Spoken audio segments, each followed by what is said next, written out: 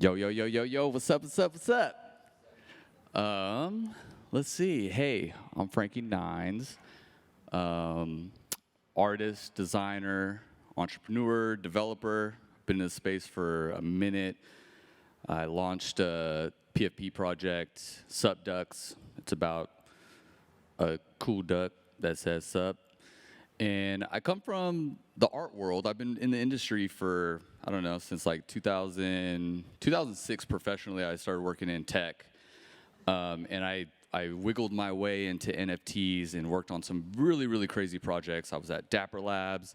I worked on NBA Top Shot. I worked with Gary Vee on VFriends. And I've done a lot of crazy stuff in this space. And I'm going to spit a little bit of game about art, just art. So from physical to digital, how to make it in NFTs. Now, when I talk about physical to digital, what I'm talking about is physical art, right? And why is that important? How does it apply to NFTs and digital art? There's a transition there. To really break it down, you have to understand medium, right? What the heck is that? Like medium. In the physical art world, we have acrylic medium, watercolor medium, sculptor. So like sculpting is a medium, clay. It's technically a medium, right? When you look at art as an entire like category, you have digital art is a medium of art, right? But digital art has mediums inside it. You have 2D illustration, you have 3D, you have like, digital, like interactive media, animation, all of those things. So here I have two pieces. So I have a piece that I created in acrylic and canvas, and I have a piece that I created on the iPad Pro. A physical piece and a digital piece. You can see though with how advanced technology is getting with like the iPad that I can simulate things like brush strokes and spray can strokes and chalk and whatever, and make it almost look and simulate to what a physical piece looks like. But in my physical art as well, you can see that like the contrast is so high, but there's some things that you can do with digital art that you can't do in the physical art realm.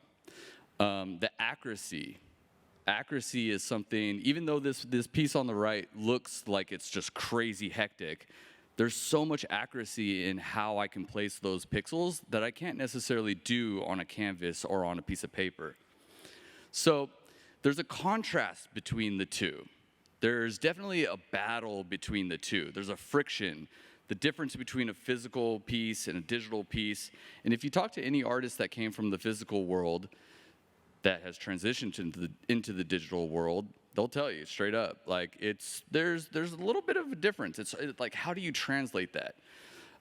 You ever see a frog and a cat and a bird fight? It's crazy. That's sup ducks. So with physical art, you're battling against a lot of things, right? Time with paint dries. You have gravity.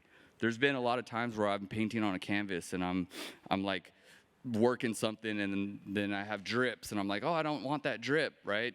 Chemistry is something that you play with in physical art. Materials, right? Like acrylic versus oil, water, temperature is everything. My studio back in LA, just recently our AC broke and my paint just like almost just all expired. In digital art, really, the only thing that you're battling against is the power and the size of your computer or your tablet, right? Things are like, technology is getting so advanced that you can basically, like, an iPad, like $499 and an Apple Pencil, and you can just start cranking out 2D art.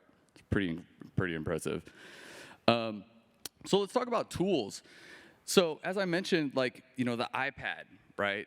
The technology that we have today to create digital art is crazy. Like, if you think about it, computers, the phone in your pocket, you've probably has actually been around, maybe, since like 06 or 07 at that with it's basically a mini computer. But the computers at home came around, like in the 90s? Physical art, people have been creating for hundreds of years, thousands, right? So when we look at the tools in the physical art, well, we have brushes, obviously. I mean, this is like more like physical art, tools and materials, canvas, paper, spray cans, right? Those are tools. Chalk crayon. There's different ways, different ways to apply to make art in the physical world. When you're sculpting, you use palette knives and things to carve out wire and whatnot. In digital art, your tool is your computer, and it's your finger. Maybe it's the stylus on your tablet. Really what you're dealing with is software, right? So when you look at an art studio, a physical art studio, you have a ton of supplies, a ton of storage. You have paint, brushes. I have brushes that break. I have all this stuff. My iPad, I just throw in my backpack. I have an iPad pencil, and boom, I'm making art. If you're really, really living in the future, you're doing VR sculpting with Oculus. You guys ever seen anybody do that? That stuff is crazy. So why does all of this matter? Why does composite, or why does the tools and why does medium matter?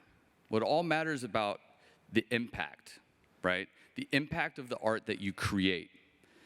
Now, people always ask me, they're like, how do I get into NFTs? How do I make art that's NFTs? Well, the first part is you just make art. It doesn't matter if you're scribbling on a piece of paper or you're like painting something or sculpting something. What really matters is the impact that it has, right? The impact. And this affects everything on time, money, space, resources. In physical art, it's really, really hard to like store things. It's really hard to move things. Art ages. In NFTs, they last a long time. So as long as you're creating things that have a very, very broad, very, very strong impact, you can definitely create art that stands out. This is a piece here. This is a digital piece. This is the piece that I was showing at the Coinbase NFT. This thing is crazy. It looks physical, but it's also digital. It's all digital. This is a neo-expressionism piece for the Duck God feature for the upcoming like Subducks thing that that we're building. And with this art, there's extreme. It's extreme, right? Like you can see there's movement in it. There's power in it. A lot of the ways that I was able to create this came from all of the learning and understanding that I had from how to make physical art. You know, when you're painting a mural, your whole body's in it. When you're working with water or you're working with acrylic brushes, you're really moving elements around, like you're interacting with materials. Understanding that and knowing how that works, doing those exercises, not just jumping straight into the digital canvas, getting an iPad, getting Photoshop, and being like, I'm gonna make NFTs. Like understanding how to really make art, how to put your soul into something that is physical, can help you translate that into the digital space. And I think that impact that you can create, right? A lot of times people overthink it. Impact is everything. As long as you can create content, visual content, audio content, whatever it may be that fits into the NFT space, that drives and has impact, you will succeed in this space. I'm Franky Nines. I'm at 20 seconds. I think I nailed it. What's up? Bam, bam. Thank you. Thanks, Franky. Thank you so much. Franky Nines, everyone. Woo!